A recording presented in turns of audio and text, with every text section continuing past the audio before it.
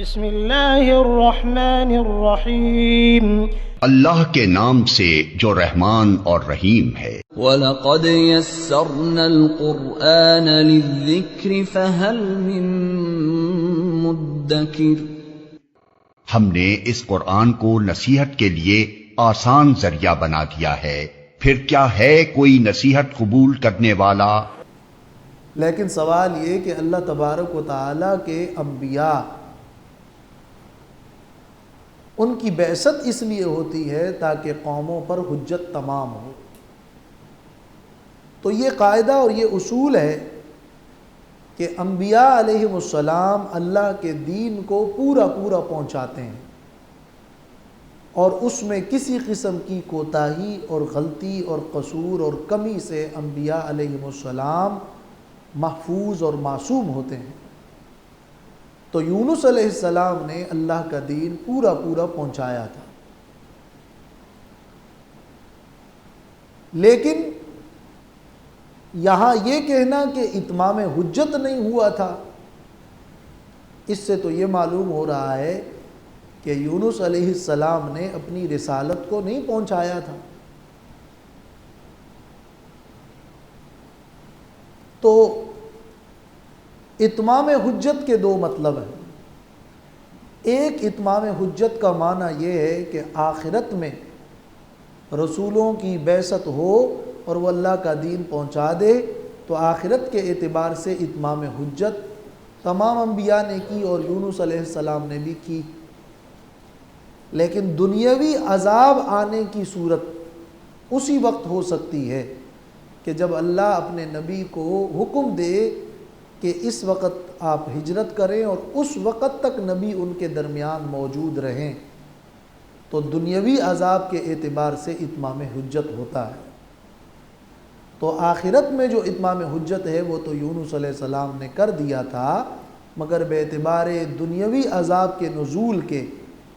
اتمام حجت کے لیے آخر وقت تک یونس علیہ السلام کا ان کے درمیان موجود رہنا ضروری تھا۔ یہ ہے جواب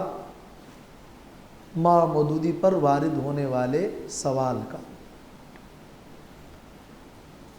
اور یہی وہ موقع اور مقام ہے جس کو ماں مودودی نے اس بات سے تعبیر کیا ہے کہ چونکہ یونس علیہ السلام کی جو رسالت ہے، اس رسالت کا وقت اور اس کا زمانہ اس وقت تک تھا اللہ کی طرف سے جب تک کہ یونس علیہ السلام کو ہجرت کا حکم نہ ملے، لیکن اس آخری لمحے تک یونس علیہ السلام قوم میں موجود نہ رہے۔ اور یہ بات مفسرین کے درمیان اتفاقی ہے کہ یونس علیہ السلام بلا اجازت چلے گئے تھے، اور آخری وقت تک رہنا چاہیے تھا، یہ بھی اتفاقی ہے۔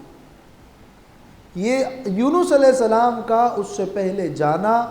اپنے اجتہاد کی بنا پر تھا، جو کوئی گناہ نہیں تھا، لیکن اس آخری وقت تک یونس علیہ السلام کا ان میں موجود رہنا جو چاہیے تھا وہ چونکہ موجود نہ رہے، تو اتمام حجت عذاب دنیاوی کے لیے نہ ہو سکا۔ اس بات کو ماں مودودی نے جن الفاظ سے تعبیر کیا ہے وہ الفاظ غلط ہیں۔ وہ الفاظ یہ تھے کہ یونس علیہ السلام سے فریضہ رسالت کی ادائیگی میں کوتاہیاں ہو گئی۔ تو مراد تو یہ نہیں تھا کہ یونس علیہ السلام نے اللہ کا دین نہیں پہنچایا، یہ بھی نہیں تھا کہ اللہ کے دین کو غلط پہنچایا، معاذ اللہ۔ مراد یہی تھا جو عام مفسرین کی مراد ہے کہ آخری وقت تک رہنا چاہیے تھا اور بلا اجازت نہیں جانا چاہیے تھا، مگر یونس علیہ السلام بلا اجازت ہجرت فرما گئے۔ یہ وہی مراد ہیں جو کہ ان الفاظ میں ماں مودودی نے ادا کر دیا تھا،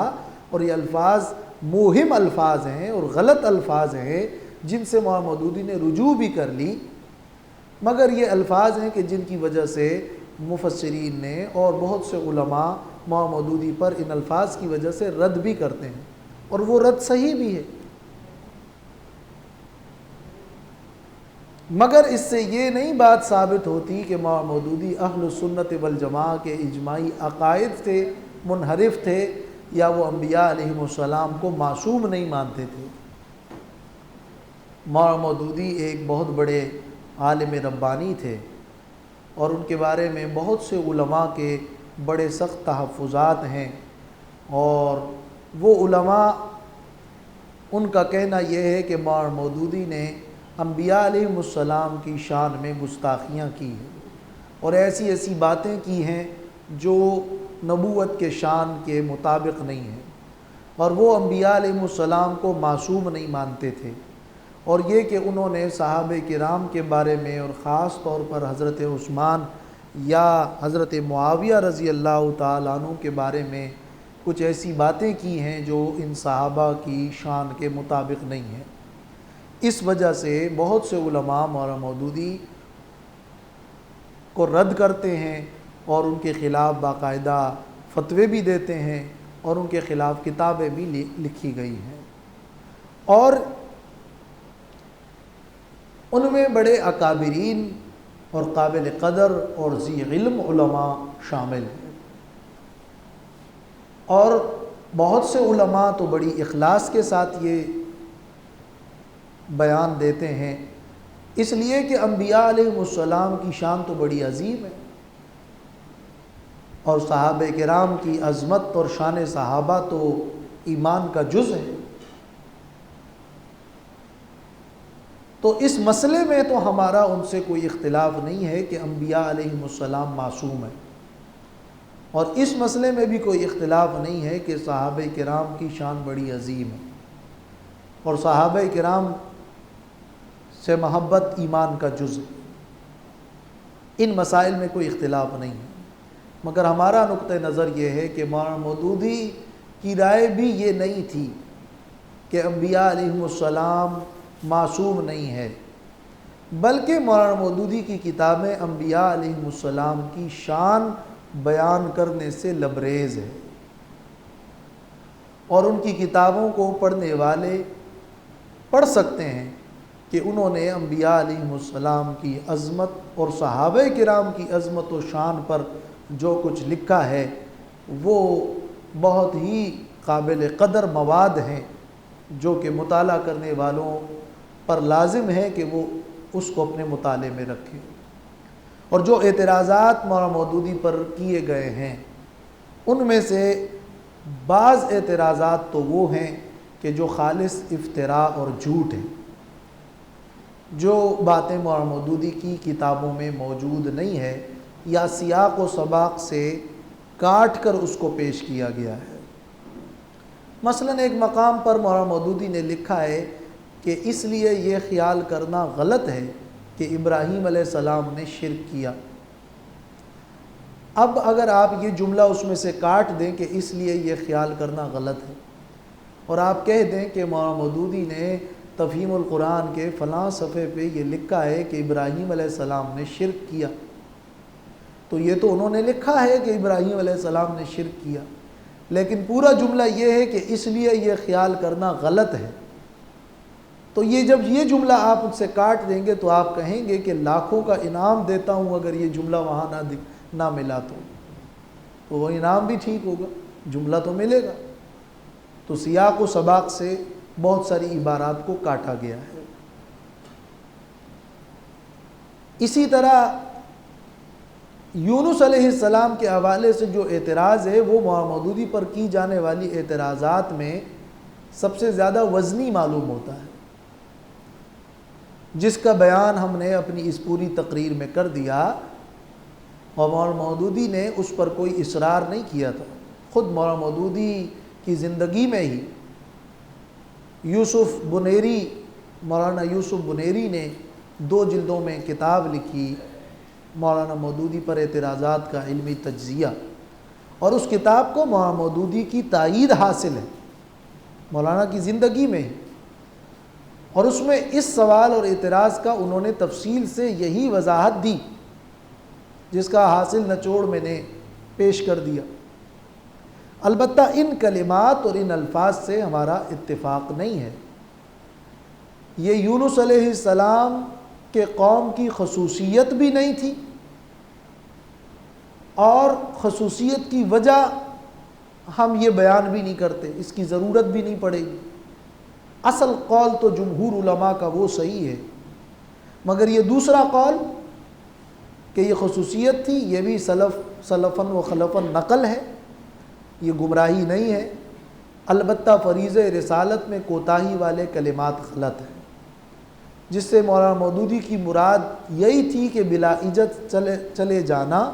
آخر وقت تک رہنا چاہیے تھا، اسی کو تعبیر کیا ہے کوتاہیوں کے لفظ سے۔ اور تفاسیر میں، رول معانی میں، خازن میں، مظہری میں، قرطبی میں اس سے بھی زیادہ سخت عبارات موجود ہیں یونس علیہ السلام کے حوالے سے، جو کہ اسرائیلی روایات پر مبنی ہیں۔ جیسے بعض تفسیروں میں یہ ذکر ہے کہ یونس علیہ السلام نے قوم کے لوگوں سے جا کر ہجرت کی، اور وہاں پر پھر معلوم ہوا کہ قوم کے لوگوں پر سے عذاب ہٹ گیا، اور پھر اللہ نے انہیں حکم دیا کہ آپ یہاں سے جا کر قوم کے پاس پھر جائیں، لیکن یونس علیہ السلام نے کہا کہ دوبارہ قوم کے پاس جاؤں گا تو قوم کے لوگ کہیں گے کہ تم نے تو ہم سے جھوٹ بولا تھا، اور وہ کہیں ہمیں قتل نہ کر دیں، لہٰذا وہ اس معاملے میں غصہ تھے۔ اس قسم کی باتیں بھی تفسیروں میں ہیں، یہ اسرائیلی روایات ہیں، یہ تاریخی باتیں ہیں۔ ہم نے قرآن مجید کی آیات میں یونس علیہ السلام کے حوالے سے جو مضمون تھا وہ ہم نے پہلے پیش کر دیا۔ اتنی باتیں وہ ہیں جو قرآن میں موجود ہیں، جو حدیثوں میں موجود ہیں۔ اس کا حاصل نچوڑ بس یہی ہے کہ یونس علیہ السلام کو اللہ تعالیٰ نے بھیجا تھا نینوا کے پاس، قوم کو انہوں نے تبلیغ کی، اللہ تعالیٰ کا پورا پیغام پہنچا دیا۔ کوئی نبی اللہ تعالیٰ کے پیغام پہنچانے میں ذرہ بھر کوتاہی نہیں کرتا، لیکن قوم کے لوگوں نے نہیں مانا، تو یونس علیہ السلام اپنے قوم کے لوگوں پر غصہ تھے اور غضبناک ہو کر وہاں سے چلے۔ اس لیے چلے کہ یونس علیہ السلام کا خیال یہ تھا کہ قوم کے لوگوں پر جب اللہ پاک نے بتایا ہے کہ عذاب آنے والا ہے تو مجھے جانا ہی ہے۔ تو اجازت صریحی طور پر اگرچہ نہیں آئی تھی، لیکن اپنا اجتہاد تھا کہ مجھے یہاں سے جانا چاہیے۔ اللہ تعالیٰ کو منظور تو یہ تھا کہ وہ اجازت لے کر چلیں، لیکن وہ بغیر اجازت کے چلے گئے، صریحی اجازت نہیں آئی تھی، اور یہ وہ لغزش تھی جو یونس علیہ السلام سے ہوئی، جس پر پھر ان کا تو خیال یہ تھا کہ اللہ کی طرف سے کوئی سختی نہ ہوگی، لیکن اللہ کی طرف سے یہ سختی ہوئی کہ وہ مچھلی کے پیٹ میں گئے۔ مگر وہاں اللہ کو یاد کیا، اور انبیاء علیہ السلام ہر لمحے اللہ کو یاد کرتے ہیں، تو وہاں سے اللہ تعالیٰ نے انہیں نجات دی اور دوبارہ قوم کے پاس آئے اور دعوت و تبلیغ کا کام برابر جاری ساری رکھا، اور وہ عظیم رتبے کے پیغمبر تھے۔ مگر یہ ایک لغزش تھی جو گناہ نہیں تھا، وہ ہو گئی، اور اللہ کا دین انہوں نے پورا پہنچا دیا۔ یہی ان آیات کا وہ حاصل نچوڑ ہے جو کہ قرآن مجید کی آیات سے ثابت ہوتا ہے۔ اور علاوہ اس کے دوسرے اعتراضات مولانا مودودی پر یوسف علیہ السلام کے حوالے سے، آدم علیہ السلام کے حوالے سے، نوح علیہ السلام کے حوالے سے، وہ سب بھی اس سے زیادہ نہیں ہے۔ یہ تو یونس علیہ السلام کے حوالے سے جو اعتراض ہے وہ نسبتاً زیادہ سخت ہے، جس کو ہم نے بھی ان کلمات کو رد کیا، اور اس کو کہتے ہیں سوء تعبیر۔ ہمارے شیخ مولانا گور رحمان نور اللہ مرقدہ وہ وضاحت کرتے تھے کہ بڑے بڑے اکابرین کی کتابوں میں بعض ایسے کلمات ہوتے ہیں جو وہ ادا کر لیتے ہیں، اور وہ ان کی مراد اگرچہ صحیح ہوتی ہے لیکن وہ تعبیرات درست نہیں ہوتی،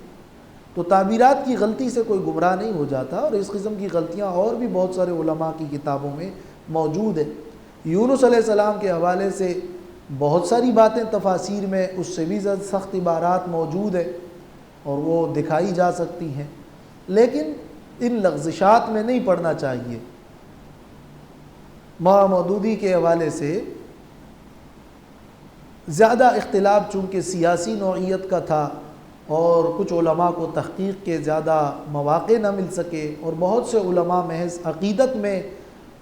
بغیر خود مطالعہ اور تحقیق کیے اکابرین کی رائے پر اعتماد کرتے ہوئے انہوں نے یہ رائے اختیار کی، ورنہ مولانا مودودی نہ ضال ہے نہ مضل ہے۔ اہل سنت والجماعہ کے اجماعی عقائد کو وہ ماننے والے تھے، اور ہم نے اس پر مولانا مودودی کی کتابوں سے خوب تحقیق کی ہے، اور اسی موضوع پر میں نے اپنے قلم سے بھی تقریباً 400 سے اوپر کچھ صفحات لکھے ہیں، جس کا صرف مسودہ ہی موجود ہے۔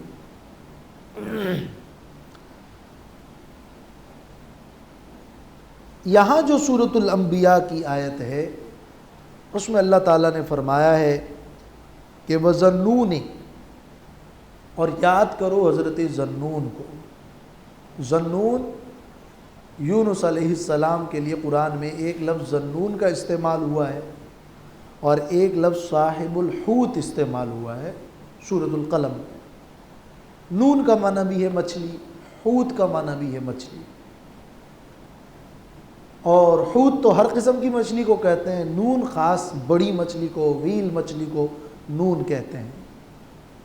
اور سمک بھی مچھلی کو کہتے ہیں، مگر یہ لفظ قرآن میں نہیں ہے۔ اور باقی صورتوں میں یونس علیہ السلام کا نام لیا گیا ہے۔ تو انہیں مچھلی والا کس وجہ سے کہا جاتا ہے، یہ بات اس پورے واقعے سے واضح ہے۔ اس لیے نہیں کہ وہ مچھلی فروخت کرتے تھے یا کوئی اور ایسی وجہ تھی، بلکہ چونکہ وہ فَالْتَقَمَهُ الْحُوتُ، اس کی وجہ سے۔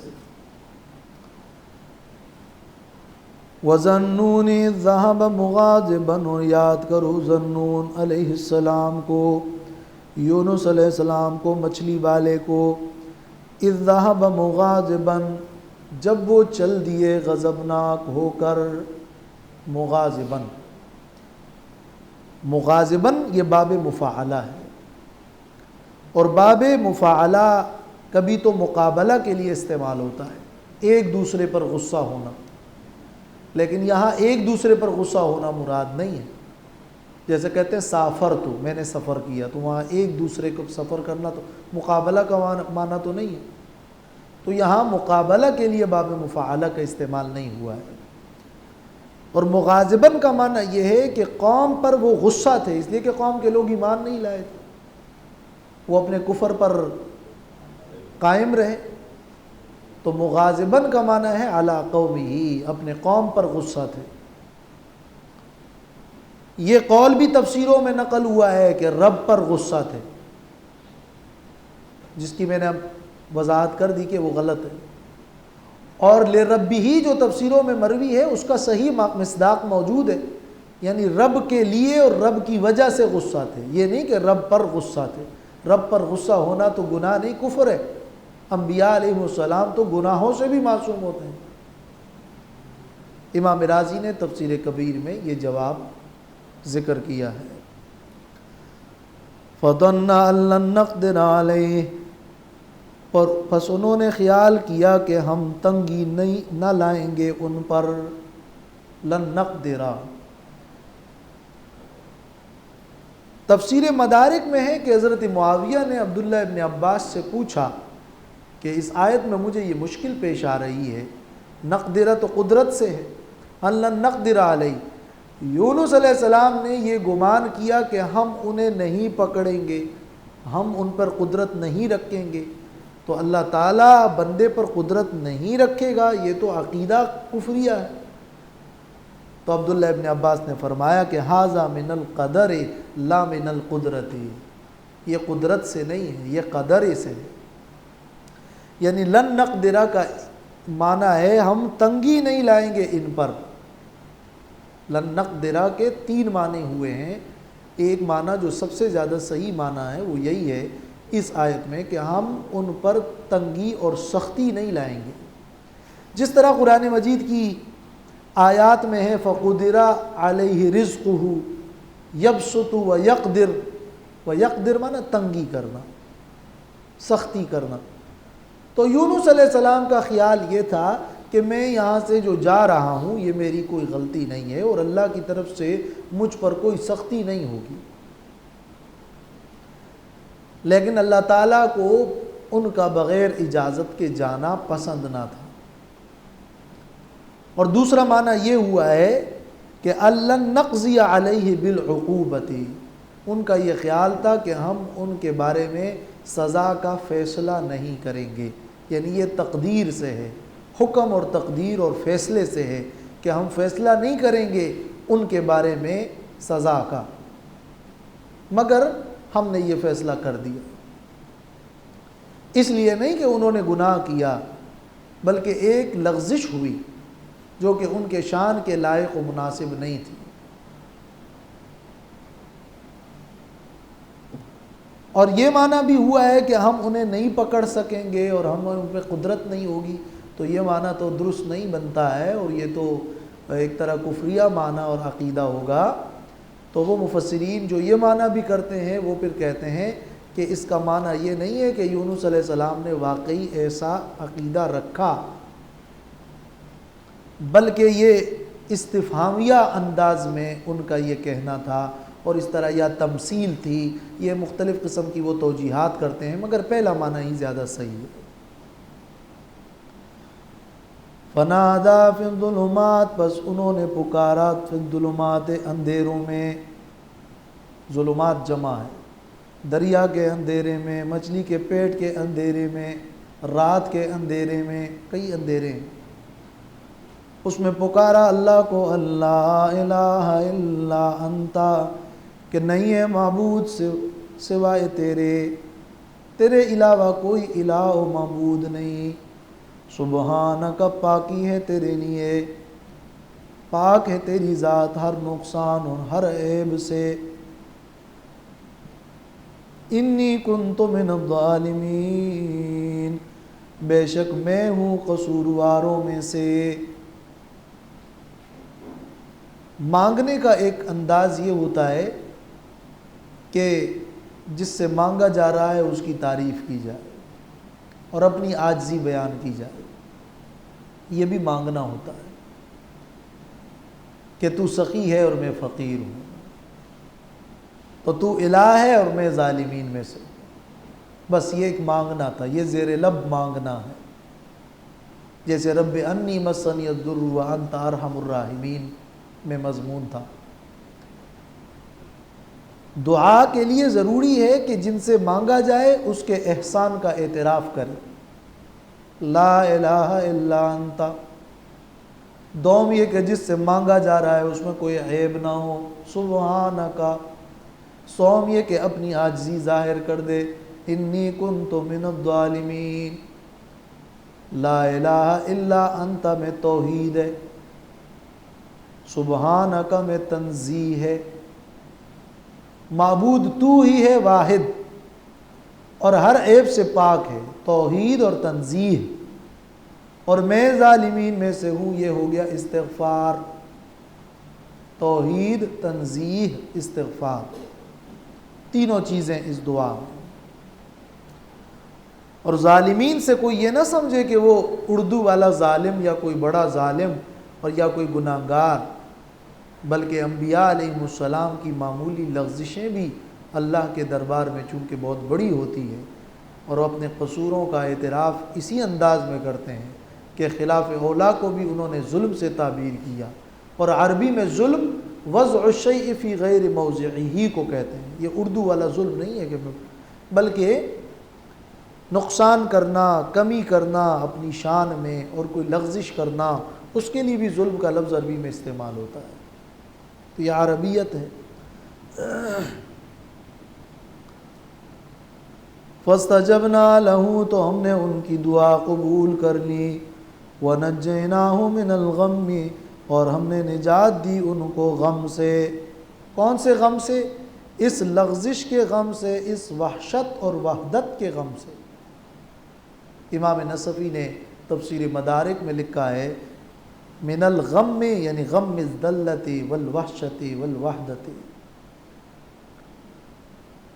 وَكَذَلِكَ نُنْجِي الْمُؤْمِنِينَ، اور اسی طرح ہم نجات دیتے ہیں ایمان والوں کو۔ جب ایمان والے ہمیں پکارتے ہیں تو ہر مومن کی یہ دعا ہونی چاہیے۔ تو جب ہمارے مصلحت کے خلاف نہ ہوگا اور کوئی بھی مومن مجھے اس دعا کے ساتھ یقین و اخلاص کے ساتھ پکارے گا تو میں اس کے غم کو دور کر دوں گا۔ امام ابن جریر طبری نے لکھا ہے کما انجینا یونس من کرب الحبس فی بطن الحوت فی البحر اذا دعانا کذالک ننجی المؤمنین من کربہم اذا استغاثوا بنا ودعونا۔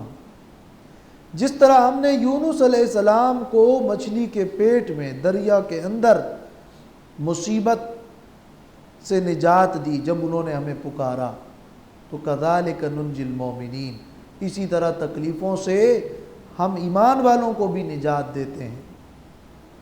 ہر طرح کے کرب و الم سے جب وہ مجھے پکاریں، مجھ کو یاد کرے۔ اور ابن کثیر نے بھی یہی معنی نقل کیا ہے۔ اس لیے نبی کریم صلی اللہ علیہ وسلم نے بھی فرمایا کہ فَإِنَّهُ لَمْ يَدْعُ بِهَا رَجُلٌ مُسْلِمٌ فِي شَيْءٍ قَطُّ إِلَّا اسْتَجَابَ اللَّهُ لَهُ۔ یہ صحیح حدیث ہے، ترمذی، نسائی، مسند احمد کی، کہ کوئی بندہ مسلمان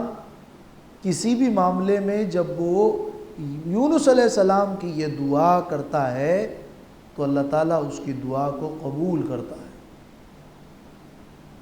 اس لا الہ الا انت سبحانک کے وسیلے سے کوئی دعا کرتا ہے تو اللہ اس کی دعا قبول کرتا ہے،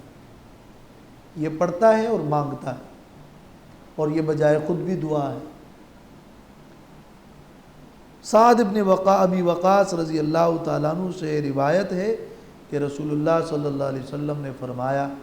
کہ انی لأعلم کلمۃ، میں ایک ایسے کلمے کو جانتا ہوں کہ جس کو اگر کوئی بھی غم زدہ پڑھے گا تو اللہ اس کے غم کو دور کر دے گا، اور وہ کلمہ میرے بھائی یونس علیہ السلام کا وہ کلمہ ہے کہ انہوں نے پکارا لا الہ الا انت سبحانک انی کنت من الظالمین۔ تو مشکلات رفع کرنے کے لیے یہ بہترین وظیفہ ہے۔ گناہوں سے اجتناب ہو اور اس کلمے کا ورد ہو اور بکثرت ورد ہو اور ایک یقین اور معنویت کے ساتھ ہو، اس کا مفہوم ذہن میں مستحضر رکھ کر ہو، تو یقیناً اللہ تعالیٰ کے ہاں اس کی یہ فضیلت اس کو حاصل ہوتی ہے کہ اس کی پریشانی، اس کا غم دور ہوتا ہے۔ بات یقین اور اعتماد اور پرہیز اور معنویت کے ساتھ، حضور شعور کے ساتھ اس وظیفے کو پڑھنے کی ہے،